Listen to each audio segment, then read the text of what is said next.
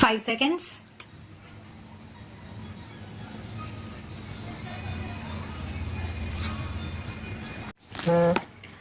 On behalf of the Government of India and on my own behalf, I have great pleasure in welcoming you all to this symposium. UNESCO has, since its inception, been organizing seminars, discussion groups and symposia for the consideration of various problems that affect the relations of nations and countries and for the creation of better understanding through the exchange of knowledge and experience in many fields. This symposium is concerned with an even more fundamental issue. Today, philosophers of the East and the West have met to discuss the concept of man himself. Who can deny that this issue is the basic one of the modern age, and on its satisfactory solution depends the future of man?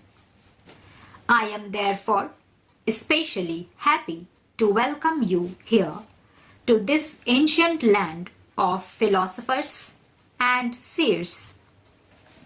I earnestly hope that the spirit of India, with its long traditions of wisdom and spirituality, will inspire all your deliberations.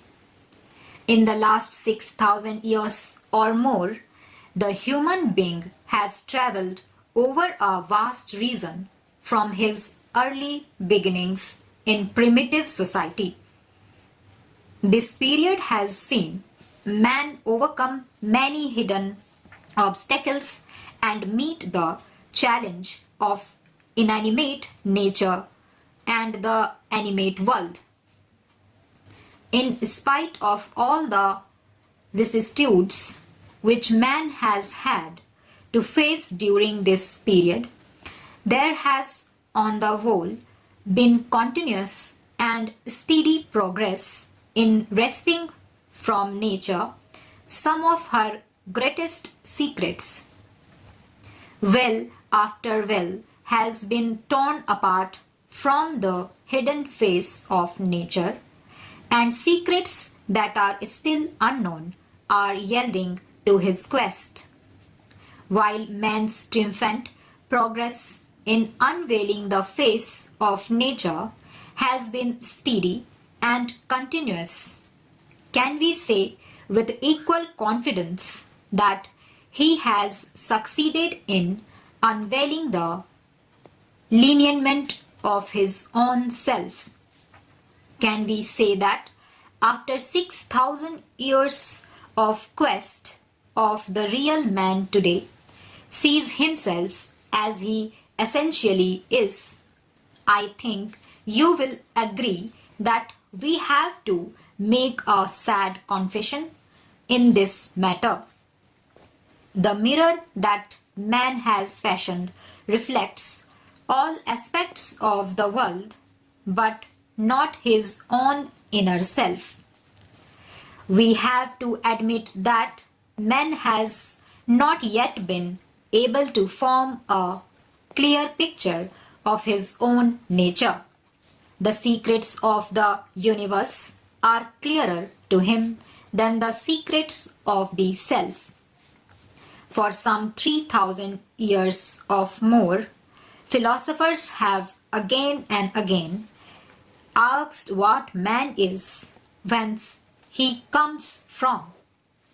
The basic issue before you is the consideration of this problem.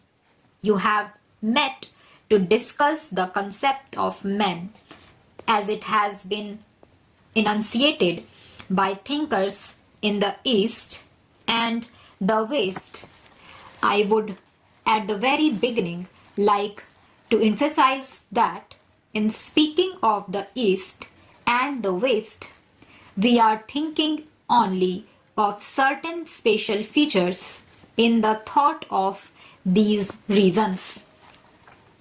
This cannot and does not mean that there are not large areas of common and agreed ground. Man all over the world has adopted common methods of reasoning and thought. The human reason in one and identical.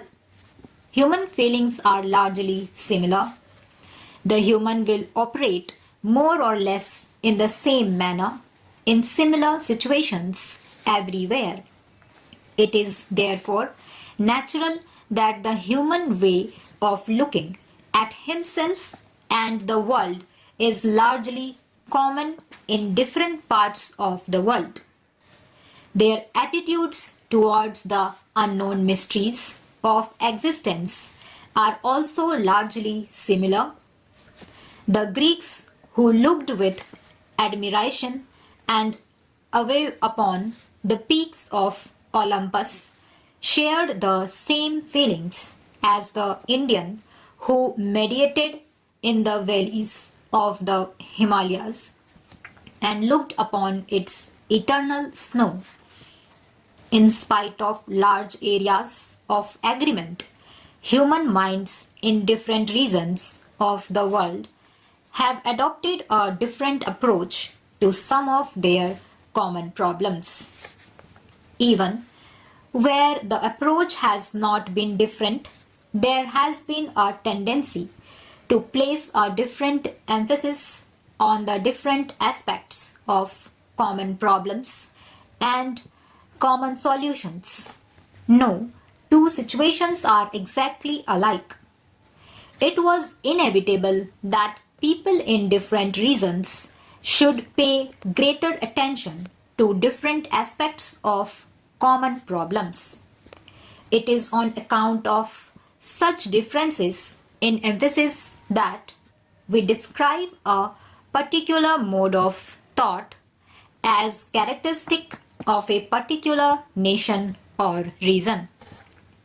It is from this point of view that I will try to formulate what are the differences that characterize the East from the West. I think you will all agree that even where the solutions are similar in pattern and outline, there are differences in shade and color which justify us in calling some of the solutions Eastern and others Western. There are, as I have said, many points in common between the views of philosophers in the East and the West, but there is one distinction in emphasis between India, Greece, and China, which strikes us from the very beginning of recorded history. In India, the emphasis of philosophy has, on the whole, been on the inner experience of men.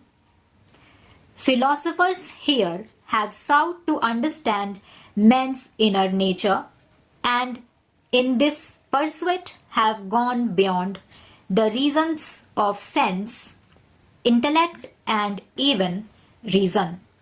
Stop.